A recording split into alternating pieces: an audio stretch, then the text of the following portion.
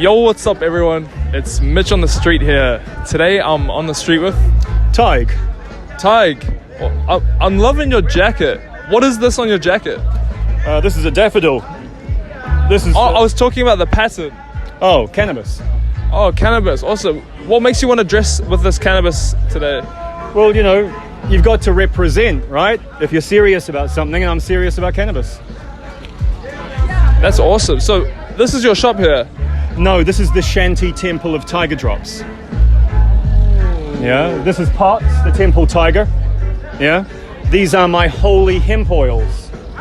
If you come around here, you'll find Jesus healing the blind under the cannabis tree in gold leaf glass mosaic in a 1,000-year-old Catholic cathedral of cannabis, built by a king. Thank you, sir. Built by a king and blessed by 3 popes. Yeah.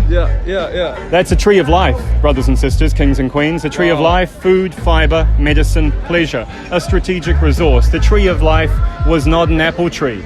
I love apples, they're my favorite fruit. Yeah? You do not build civilization on apples. You get a nice crumble, you get some fruit strips. Help me out, folks. Cider. But you don't get civilization. Cannabis gives you civilization. Look, here's a 6,000-year history of cannabis. What the fuck? It's only a 6,000-year history of cannabis. 6,000 years? It's only a 6,000-year history of cannabis because it's limited to the literature, to the books, to the words, to the writings, to the carving, to the engravings, yeah? If we go back to full archaeology, we've got 30,000 years of history with the plant. Food, medicine, cannabis. Yeah, please don't walk on the signs. Yeah. So it starts in the East in the first Pharmacopoeia, the first book of medicine, the Pen Sao Ching, written by the Emperor Shen Nung. Yeah? So some people have told me that cannabis is India's gift to the world, you know? In some ways it is, but it's the Himalayan area, right? And you get a northern population and you get a southern population. Yeah. And the northern population, which goes all the way to Britain, that's hemp.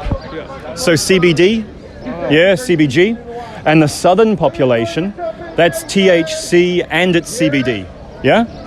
That's amazing. So what year or what period do you think was the highest use of cannabis?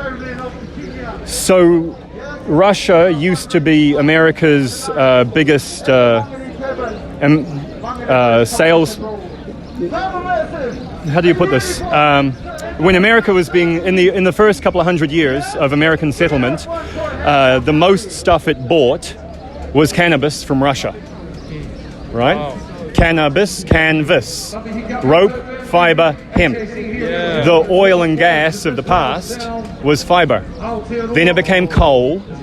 Yeah. Then it became oil. Yeah. Now we need something else. That is incredible. Okay. So this over here, this is, oh dude, it's so hard. So when you understand cannabis, you understand why the world is fucked, all right? Because everything's corrupt. And the only way they get away with it, with our consent, is because we don't know what's going on, okay? So can I drop some knowledge with you right now? Yeah, drop some fun facts. All right, fun facts. 40% of all medicines target your cannabinoid system. 40. 40. That's a higher number. Over 500 billion. Okay. Why do they target your cannabinoid system? Mitchell. Because your cannabinoid system is in charge of so many different things in your brain. Yes, sir. Your system of systems is your cannabinoid system. All right. Fun fact. All right. It runs on food. Okay. What type of food? Good food. Not American food. The standard American diet. Sad. Makes you fat and gives you cancer. Yeah? We're better than that. We're better than that. So the Mediterranean diet is full of essential fatty acids, number 3. Lucky number 3. 1, 2, 3. That's the anti-inflammatory food molecule. But we're not allowed to understand food in this country. Right. We're not allowed to understand what's good for us. And we're not allowed to make claims about food. Yeah? So we don't know. And that means we can't make choices. But they tell us as consumers, that's our superpower. We make choices in the market. But how can we make choices if you don't let us know? Like, how come the cannabinoid system which is your system of fucking systems and regulates everything and is the target of 40% of all medicines, how come they don't teach that in medical school? How come? They don't. They don't. They don't. And when they do, so G protein coupled receptors are the receptors over here.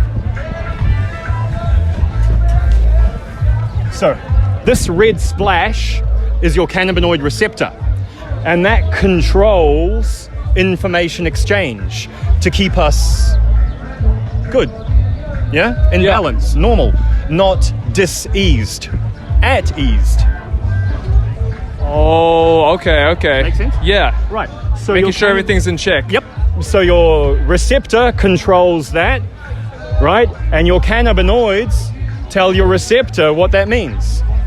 Yeah? Yeah. So when you don't have your body's cannabinoids, you cannot self-regulate. Your body can't talk to itself. Your brain, blah, blah, blah, blah, blah.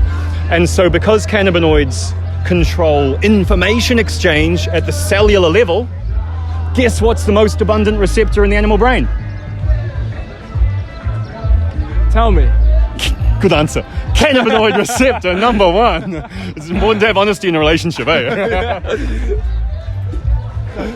Cannabinoid receptor number 1 is the single most abundant receptor in the animal brain because it's controlling all that neurotransmission and keeping it in the right place. Right. Oh, that's incredible. So here, now we make more than 60 cannabinoids in our body. They're the keys here. So the cannabinoids are like keys, and they fit in with the receptors to, do the little steering thing. So here are 7 of them, and they're proven therapeutic properties from 2009. Now, a lot of them are anti-cancer. What a shame cancer is a key driver of pharmaceutical revenues. It's always the revenues. It's always the revenues. Follow the money, people, follow the money. So the thing is, if we were to have cannabinoids in the food web, we would actually be taking really important steps to lower our chronic disease burden and help Nana or Papa with the pain, the sleep, the cancer, all kinds of things, And yet what our Ministry of Health has done is it appears to have literally done fraud to prevent that. Fraud? Yeah, it took me 8 years. It's with the Ombudsman now. Yeah. So you've investigated the fraud? I have. Wow, what was that process like for you? That was a lot of work and it was a crazy time. You did a self-investigation into the pharmaceutical companies? No, so when they legalized medical cannabis, does everyone remember that? Yeah?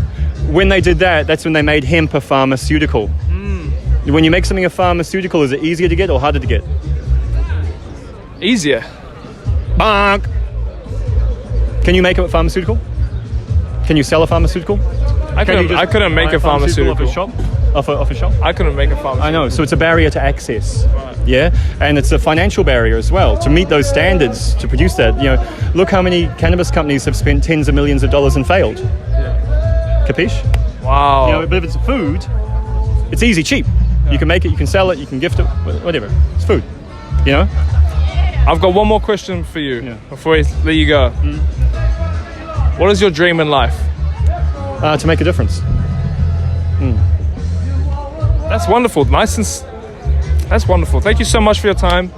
Pleasure, Mitchell. Good to meet you. And thank you guys so much for watching. We'll see you in the next one. Peace. Oh. Wow. Didn't tell them about